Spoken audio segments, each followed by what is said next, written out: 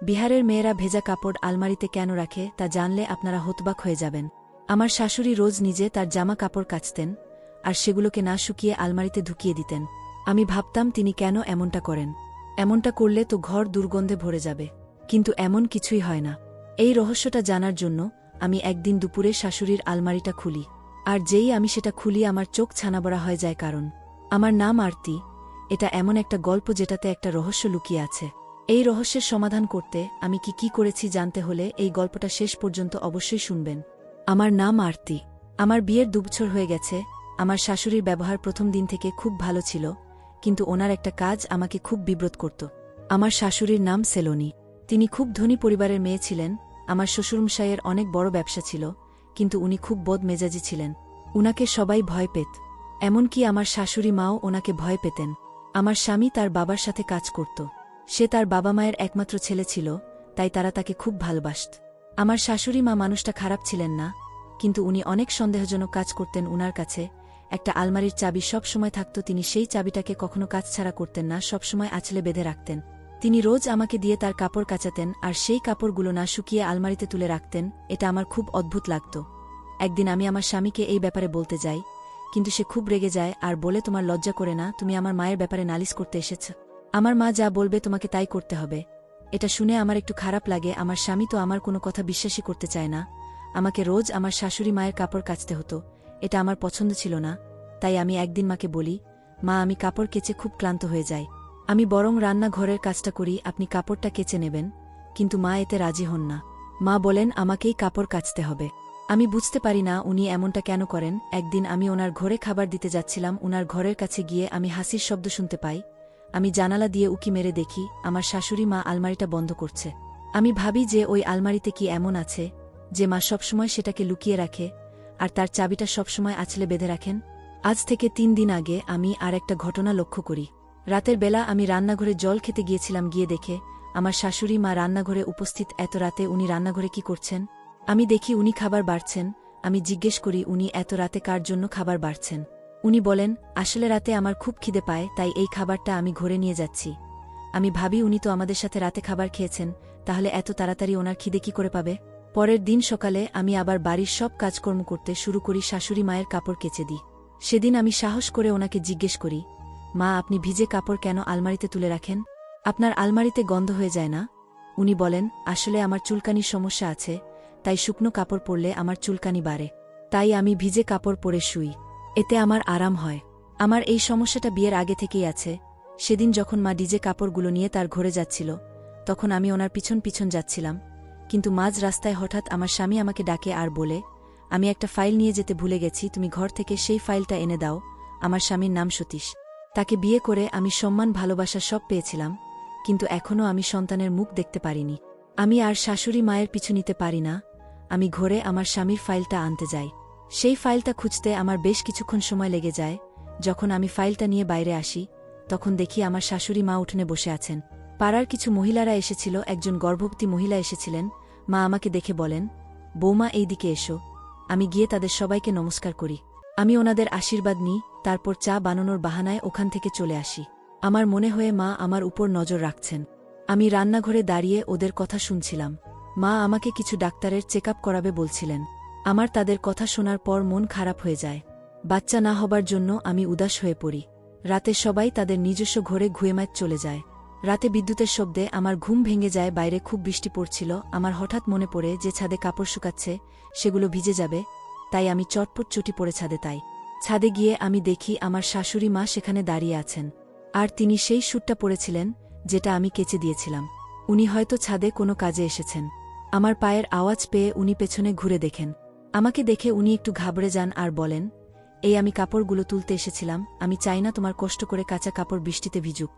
আমি কাপড়গুলো তুলতে লাগি। আমি আর মা একসাথে নিচে নেমে আসি। আমি আমার ঘরে চলে যাই। আমি শুয়ে শুয়ে ভাবতে থাকি যে মা এমন অদ্ভুত আচরণ কেন করছেন। দিনকে দিন ওনার আচরণ আরও রহস্যময় হয়ে উঠছে। এত রাতে উনি ছাদে কেন গিয়েছিলেন? এইসব ভাবতে ভাবতে জানি না কখন আমার চোখ লেগে যায়। সকালে উঠে আমি মায়ের কাপড় কাচতে শুরু করি। সেই কাপড় কাচতে কাচতে হঠাৎ আমি একটা কাপড়ের মধ্যে মায়ের আলমারির চাবিটা খুঁজে পাই। চাবিটা পেয়ে আমার মন আনন্দে ভরে ওঠে। এবার আমি মায়ের সব রহস্য জানতে পারবো। আমি চাবিটা নিয়ে মায়ের ঘরের দিকে যাই। সেখানে গিয়ে দেখি মা আলমারি খুলে কিছু একটা করছে। আমাকে দেখে উনি আলমারিটা চট করে বন্ধ করে দেন। ওনার চোখমুখে ভয় ফুটে উঠছিল, মনে হচ্ছিল উনি কোনো চুরি করছিলেন আর ধরা পড়ে গেছেন। মা বলেন, কি ব্যাপার বৌমা, তুমি এখন এখানে? আমি ভাবি এখন মাকে এ নিয়ে কিছু বলা ঠিক হবে না। আমি বলি, মা আমি এই চাবিটা আপনার শাড়ির আঁচলে পেলাম, সেটাই আপনাকে দিতে এসছি। চাবিটা দেখে মায়ের চোখ চকচক করে ওঠে। মা বলেন, আরে বৌমা, আমি চাবিটা অনেকক্ষণ ধরে খুঁজছি, তোমাকে অনেক ধন্যবাদ। মায়ের কথায় আমি মুচকি হেসে ঘর থেকে বেরিয়ে আসি। আমি ভাবতে থাকি যে কিভাবে মায়ের রহস্যটা জানা যায়। আমি তো মায়ের ঘরে ঢুকতে পারি না, কারণ মা ঘর থেকে বেরান না, সব সময় ঘর আগলে বসে থাকেন। আমি ভাবি আমাকে সতীশের সাহায্য নিতে হবে। সেদিন সতীশ বাড়ি আসার পর আমি তাকে বলি, আমরা মা বাবাকে কোথাও ঘুরতে পাঠাতে পারি না? ওরা সারাদিন বাড়িতে থাকে, ওদেরও তো ইচ্ছে করে কোথাও ঘুরতে যেতে। আমরা বরং ওদেরকে ভালো কোথাও ঘুরতে যাওয়ার ব্যবস্থা করে দিই। সতীশ বলে, সে তো ঠিক আছে, কিন্তু বাবা কি রাজি হবে? তুমি তো জানো বাবার মেজাজ কি রকম, বাবা বেড়াতে যাওয়া খুব একটা পছন্দ করেন না। বাবা তো সারাদিন কাজ নিয়ে ব্যস্ত থাকেন। তাও তুমি যখন বলছ আমি কথা বলবো। সতীশ তার বাবার সাথে কথা বলে, কিন্তু বাবা বেড়াতে যেতে রাজি হন না, তিনি সাফ সাফ না বলে দেন। আমার প্ল্যান এবারও ফেল হয়ে গেল। কিছুদিন পর বাড়ির সবাই আমাদের এক আত্মীয় বিয়েতে যায়। সতীশ ও মা বাবার সাথে সেখানে যায়। আমি শরীর খারাপ হওয়ার বাহানায় বাড়িতেই থেকে যাই। এর থেকে বড় সুযোগ আমি আর কখনো পাব না। এখন বাড়িটা একদম ফাঁকা। সবাই বেরিয়ে যাবার পর আমি দরজাটা ভেতর থেকে বন্ধ করে দিই। তারপর আমি মায়ের ঘরের দিকে চলে যাই। মায়ের ঘরটা বাকি ঘরগুলোর থেকে বড় ছিল। আমি ঘরের কোনায় কোনায় খুঁজতে শুরু করি, কোথাও তো আলমারির চাবিটা নিশ্চয়ই থাকবে, কিন্তু আমি কোথাও সেটাকে খুঁজে পেলাম না। এইবারও আমি সফল হতে পারলাম না। মায়ের রহস্য আমি কি করে বুঝতে পারছিলাম না। আমি হতাশ হয়ে ঘর থেকে বেরিয়ে আসছিলাম, তখনই আমার আলমারির দিকে নজর পড়ে আমার মাথায় একটা আইডিয়া আসে। আমি ভাবি, আমি যদি অন্য চাবি দিয়ে এই আলমারিটা খুলতে চেষ্টা করি তাহলে কেমন হয়? আমি চটপট রান্নাঘর থেকে একটা চাবি নিয়ে এসে সেই আলমারিটা খোলার চেষ্টা করি, কিন্তু আমার হাজার চেষ্টা করা সত্ত্বেও সেই আলমারিটা খোলে না। আমি হতাশ হয়ে নিজের ঘরে ফিরে আসি। আমি কি করে জানব মায়ের আলমারিতে ভিজে কাপড় রাখার রহস্য? যতক্ষণ না আমি সেটা জানতে পারছি আমি শান্তি পাব না। তখন আমার মাথায় একটা বুদ্ধি আসে। আমি ভাবি, আমি যদি আমার শাশুড়ি মার ঘরে লুকিয়ে থাকি তাহলে আমি সবটা জানতে পারব। আমি লুকিয়ে লুকিয়ে দেখতে পারব যে উনি আলমারি খুলে কি করেন। আমি ঘরে বসে এইসবি ভাবছিলাম। বেশ কিছুক্ষণ পর আমার শাশুড়ি মা আমার ঘরে আসেন। তিনি খুব রেগেছিলেন। তিনি আমাকে বলেন, বৌমা, আমি না থাকাকালীন তুমি আমার ঘরে ঢুকেছিলে। অসভ্য মেয়ে, তোমার সাহস কি করে হয় আমার অনুমতি ছাড়া আমার ঘরে ঢোকার? আমার শাশুড়ি মা রেগে লাল হয়ে গেছিলেন। আমি ওনার দিকে তাকিয়েছিলাম। উনি কি করে বুঝতে পারলেন যে আমি ওনার ঘরে ঢুকেছিলাম? উনি হয়তো আমার মনের প্রশ্নটা বুঝতে পেরেছিলেন। উনি তখন আমার হাতে সেই চাবিটা ধরিয়ে দেন আর বলেন, তুমি এটা আমার ঘরে ফেলে এসেছিলে। আজ ফিরুক সতীশ, আমি তাকে বলবো তার বউ কিভাবে চোরের মতন আমার ঘরে ঢুকেছিল, সে কিভাবে আমার পেছনে লেগে আছে, আমাকে শান্তিতে থাকতে দিচ্ছে না। এটা শুনে আমি ভয় পেয়ে যাই। সতীশ সব জানতে পারলে খুব রেগে যাবে। আমি মায়ের কাছে হাত জোর করে বললাম, মা, আমাকে ক্ষমা করে দিন, এরপর থেকে এমনটা কখনো হবে না। মা রেগে মেমে ঘর থেকে বেরিয়ে যান। আমি প্রার্থনা করি যে মা যেন সতীশকে কিচ্ছু না বলে। মা সতীশকে আমার নামে কোনো কথা বলেন না। তারপর থেকে আমি মায়ের সেবা করতে ব্যস্ত হয়ে পড়ি। মা আমাকে সারাদিন কাজে ব্যস্ত রাখতেন আর সবসময় আমার উপর নজর রাখতেন। একদিন সতীশ আর তার বাবাকে বিজনেসের কাজে কয়েকদিনের জন্য বাইরে যেতে হয়। বাড়িতে শুধু আমি আর মা ছিলাম। তখন আমি ভুলেই গেছিলাম মায়ের রহস্যের কথা। এখন আমি আর মা একই ঘরে শুই, কিন্তু এই কদিনে মা আমার সামনে এমন কিছু করেননি যাতে আমার সন্দেহ হয়। আমার স্বামী আর বাবা বাইরে যাওয়া 3 দিন হয়ে গেছে। একদিন আমি হঠাৎ দেখি মাকে রান্নাঘরে খাবার থালা সাজাতে। আমাদের খাওয়া আগেই হয়ে গেছিল। আমি ভাবি যে মা কার জন্য খাবার বাড়ছেন। আমি তখন ঘরে ছিলাম। কিছুক্ষণ পর আমি দেখি মাকে ঘরে আসতে। আমি চুপচাপ চোখ বন্ধ করে শুয়ে পড়ি আর ঘুমানোর ভান করি। আমি দেখি মা খাবার থালাটা খাটের নিচে রেখে দিয়ে শুয়ে পড়েন। এসব দেখে আমি অবাক হয়ে যাই। খাবার থালা কেউ খাটের নিচে রাখে নাকি? মা কেন ওটা খাটের নিচে রাখল? মায়ের হালচাল দেখে এখন আমার ভয় হতে শুরু করে। মা এসব কি করছেন? পরের দিন বাড়িতে মায়ের কিছু বন্ধুরা আসে। মা আমাকে আগে থেকেই তাদের জন্য খাবার বানাতে বলেছিলেন। মায়ের বন্ধুরা সব খুব বড় ঘরের মেয়ে, সবাই খুব ভালো ছিল। শুধু একজনকে আমার একটু অদ্ভুত লাগে, সে আমার দিকে নজর রাখছিল। আমি তাদের জন্য খাবার বানিয়ে মাথা ধরার বাহানা করে নিজের ঘরে চলে যাই। তারা সব খাবার খেয়ে নেয়। তাদের খাওয়া হয়ে যাবার পর মা আমাকে মায়ের ঘর থেকে পান আনতে বলেন। আমি মায়ের ঘরে পান আনতে যাই। পানটা নিয়ে আমি যখন বেরিয়ে আসছিলাম তখন হঠাৎ আমার চোখ পড়ে মায়ের আলমারির চাবিটার দিকে। সেটা বিছানায় পড়েছিল। আমি ভাবি, এত সুবর্ণ সুযোগ। আমি চটপট চাবিটা নিয়ে আমার আঁচলে বেঁধে ফেলি। আমি ভাবি আজ রাতে আমি মায়ের রহস্য ঠিক জানতে পারব। তারপর মা আমাকে সবার জন্য চা বানাতে বলেন। আমি রান্নাঘরে চা বানাতে যাই। হঠাৎ আমার মাথাটা ঘুরতে শুরু করে, আমার পা টলতে থাকে। মা তখন কিছু একটা নিতে রান্নাঘরে এসেছিল। মা দৌড়ে এসে আমাকে ধরে ফেলে। আমাকে পড়ে যাওয়া থেকে বাঁচায়। আমি অজ্ঞান হয়ে পড়ি। কিছুক্ষণ পর ডাক্তার আমাকে দেখতে আসেন। তিনি এমন একটা খবর শোনান যেটা শুনে আমি তৎক্ষণাৎ সুস্থ হয়ে উঠি। আমার মন আনন্দে ভরে ওঠে। মা আমার খুব যত্ন করতে শুরু করেন। আর করবে নাই বা কেন, তিনি ঠাকুমা হতে চলেছেন আর আমি মা হতে চলেছি। পরের দিন সকালে মা আমাকে একটা পুরনো আর ভিজে সালোয়ার কামিজ দেন আর বলেন এটা সব সময় পরে থাকতে। আমি মাকে বলি, আমি এই ছেঁড়া পুরনো ভিজে জামাটা কেন পরব? আমি এটা পরব না। তখন মা বলেন, আমি যখন গর্ভবতী ছিলাম তখন আমিও এটা পরেছিলাম। তোমার বাবা আমার কাছ থেকে ছেলে চেয়েছিল। সে বলেছিল আমার সন্তান যেন ছেলে হয়, আর এটাই পরিবারের নিয়ম, প্রথম সন্তান ছেলে হতেই হবে। তোমার শ্বশুর মশাই আগেই বলে দিয়েছেন যে তার একজন বংশধর চাই। আমার বৌমার প্রথম সন্তান যেন ছেলেই হয়, তা না হলে তাকে আমি বাড়ি পাঠিয়ে দেব। আমার ছেলের জন্য মেয়ের অভাব হবে না।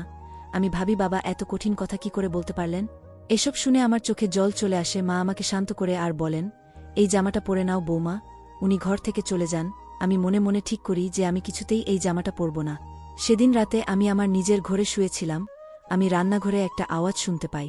আমি দৌড়ে গিয়ে দেখি মা খাবারের থালা নিয়ে আসছেন। উনি খাবারের থালা নিয়ে নিজের ঘরে চলে যান। আমিও ওনার পিছন পিছন যাই। উনার ঘরে ঢুকে আমি লুকিয়ে পড়ি আর লুকিয়ে লুকিয়ে ওনাকে দেখতে থাকি। মা খাবার থালাটা খাটের নিচে রাখেন, তারপর খাটের নিচ থেকে একটা সিন্দুক বার করেন। সেই সিন্দুকটা যখন উনি খোলেন তখন আমার চোখ ধাঁধিয়ে যায়। সেই সিন্দুকের মধ্যে অনেক বাচ্চাদের খেলনা আর জামা কাপড় ছিল। তারপর মা আলমারিটা খোলেন, আর যেই আলমারিটা খোলেন অমনি আমার চোখ ছানাবাড়া হয়ে যায়। সেই আলমারিটার ভিতরে একটা রাস্তা আছে। মা সেই রাস্তা দিয়ে বেরিয়ে যান। আমিও চুপি চুপি মায়ের পিছনে যাই। আমি দেখি মা সেই রাস্তা দিয়ে একটা ছোট্ট ঘরের ভেতর যান। আমি গিয়ে দেয়ালের পেছনে লুকিয়ে পড়ি আর আড়াল থেকে দেখি যে মা একটা 15 বছরের বাচ্চা মেয়েকে খাওয়াচ্ছেন। এসব দেখে আমার হাত পা কাঁপতে শুরু করে। আমি কোনো রকমে পড়তে পড়তে বাঁচি। একটা শব্দ শুনে মা পেছনে ঘুরে আমাকে দেখতে পান, আর আমাকে দেখে মা খুব ঘাবড়ে যান। মা বুঝতে পারেন না যে আমাকে কি বলবেন, তবে মা এটা বুঝতে পারেন যে আমি তার গোপন কথা জেনে গেছি। মা উঠে আমার সামনে এসে দাঁড়ান। আমি মাকে জিজ্ঞেস করি, মা এই মেয়েটিকে আর আপনি একে এখানে এভাবে লুকিয়ে কেন রেখেছেন? মা চুপ করে দাঁড়িয়ে থাকেন। আমি বলি, আমার প্রশ্নের উত্তর দিন মা। আমাকে সব খুলে বলুন, না হলে আমি সব কথা বাবাকে ফোন করে বলে দেব আর ওনাকে এক্ষুনি এখানে ডেকে পাঠাবো। আমার কথা শুনে মা ভয় পেয়ে যান। বাবার নাম শুনে উনি কাঁদতে শুরু করেন আর বলেন, আমার যখন বিয়ে হয়েছিল তখন আমি খুব গরিব ছিলাম। তুমি তো জানো তোমার শ্বশুর মশাই এর মেজাজ কি রকম। উনি আমার ওপর অনেক অত্যাচার করেছেন। বিয়ের 2 মাস পর থেকেই আমার শ্বশুর বাড়ির লোকেরা বাচ্চা হওয়া নিয়ে আমাকে কথা শোনাতে শুরু করে। তাদের একজন ছেলে চাই যে এই বংশকে এগিয়ে নিয়ে যেতে পারবে। মেয়েদেরকে তারা কেউ পছন্দ করত না। আমার বাচ্চা হচ্ছিল না, তাই তোমার বাবা রোজ আমাকে বাজা মহিলা বলতেন আর আমাকে কথা শোনাতেন। আমি ডাক্তার দেখিয়েছিলাম, কিন্তু তাতেও কোনো লাভ হয়নি। তখন আমার শাশুড়ি মা আমাকে একজন পণ্ডিতজির কাছে নিয়ে যান। সেই পণ্ডিতজি বলেছিলেন 15 দিন টানা ওনার আশ্রমে যেতে আর গরিবদেরকে দান ধ্যান করতে, তাহলে ভগবানের কৃপায় আমার বাচ্চা হবে। আমি 15 দিন ধরে রোজ ওনার আশ্রমে যেতাম। একদিন আশ্রম থেকে ফেরার সময় আমি একটা বাচ্চার কান্নার আওয়াজ পাই। আমি দেখি একটা গাছের তলায় একটা দুধের শিশু শুয়ে শুয়ে কাঁদছে। সেই শিশুটা সাদা কাপড়ে মোড়া ছিল। আমি গিয়ে সেই শিশুটাকে আমার কোলে তুলে নিই। আমার খুব রাগ হয় তাদের ওপর যারা এই দুধের শিশুটাকে এইভাবে ফেলে রেখে দিয়ে গেছে। আমি সেই বাচ্চাটাকে বাড়িতে নিয়ে আসি, কিন্তু আমি তাকে সবার থেকে লুকিয়ে রাখি, কারণ তোমার বাবা তো মেয়েদের একদম পছন্দ করতেন না। তোমার বাবা বলতেন যে মেয়েরা একটা বোঝা হয়। আমার একটা ছেলে চাই যে আমার মতনই শক্ত আর মজবুত হবে। আমি এই বাচ্চাটাকে সবার থেকে লুকিয়ে রাখি। এই বাচ্চাটা সবার থেকে আলাদা। ও আমার বাড়িতে আসার পর থেকেই আমার বাড়িতে সৌভাগ্য ফিরে আসে। আমার বাড়িতে অনেক টাকা পয়সাও আসে। তোমার শ্বশুর মশায়ের ব্যবসার উন্নতি হয়। আমি শুনেছিলাম যে এইরকম বাচ্চারা খুব শুভ হয়, তাদের কাছে কিছু প্রার্থনা করলে সেটা পাওয়া যায়। তাই আমি এই বাচ্চাটার কাছে একটা সন্তানের প্রার্থনা করি, আর তারপরে সতীশ আমার কোলে আসে। এই মেয়েটা সতীশের থেকে বড়, কিন্তু ও মানসিকভাবে সুস্থ নয়, তাই ওকে বাচ্চাদের মতন দেখতে লাগে। সতীর যখন জন্মেছিল তখন ওর বয়স ছিল 6 বছর। বাকি বাচ্চাদের থেকে ওর বুদ্ধি কম। ও কথা বলতে পারে না, শুধু শুনতে পারে। আমি ওকে নিজের সন্তানের মতনই ভালোবাসি। আমি ওকে নিজের হাতে বড় করে তুলেছি। মায়ের কথা শুনে আমার বাবার চিন্তাভাবনার ওপর খুব আফসোস হয়। আমরা মেয়েরা কি এতটাই ফেলো না? আমি মায়ের কাছে ক্ষমা চাই। আমি মাকে ভুল ভেবেছিলাম। সেই সময় একটা ফোন আসে আর খবর আসে যে সতীশের একটা অ্যাক্সিডেন্ট হয়েছে। সেই অ্যাক্সিডেন্টে ওর 2টো পা অকেজো হয়ে গেছে। ও আর কোনোদিন হাঁটতে পারবে না। এটা শুনে আমার মাথায় আকাশ ভেঙে পড়ে। মা তো অজ্ঞান হয়ে পড়েন। আমার শ্বশুর মশাই ও পুরোপুরি ভেঙে পড়েছিলেন। ওনার সব অহংকার ভেঙে চুরমার হয়ে গেছিল। আমি ভাবি যে মানুষ যখন মারা যায় তখন কোথায় যায় তাদের অহংকার। এখন আমার শ্বশুরমশাইয়ের ছেলেও একজন মেয়ের মতন আমাদের ওপর বোঝা হয়ে উঠেছিল। সে আর কোনো কাজ করতে পারত না। মেয়েদেরকে ছোট করার বোধহয় এটাই শাস্তি। এটাই হয়তো ভগবানের বিচার। আমি সেই মেয়েটাকে আলমারির বাইরে নিয়ে আসি আর তাকে আমার সাথে রাখতে শুরু করি। সে এখন আমার সাথেই থাকে, তাকে আমি খুব ভালোবেসে ফেলেছি। ছেলের খবর শুনে মা খুব অসুস্থ হয়ে পড়েছেন, তিনি এখন সারাক্ষণ বিছানায় পড়ে থাকেন। আপনাদের সবাইকে অনুরোধ করব যে মেয়েদেরকে অচ্ছেদ্যা করবেন না, সব সময় মনে রাখবেন যে একজন নারী আপনাকে জন্ম দিয়েছে। মেয়েরাই আপনাকে জন্ম দেয়, স্ত্রী হিসেবে আপনার পাশে থাকে আর মেয়ে হিসেবে আপনার সেবা করে। আজকালকার মেয়েরা ছেলেদের থেকে কোনো অংশে কম নয়। যারা মেয়েদেরকে জন্মের আগেই মেরে ফেলার কথা ভাবে তাদেরকে বলবো যে মেয়েরা হল রত্ন, তারা হচ্ছে ঘরের লক্ষ্মী। তাদের সাথে অন্যায় করলে সৃষ্টিকর্তাও আপনাকে শাস্তি দিবে। ধন্যবাদ সবাইকে গল্পটা শোনার জন্য।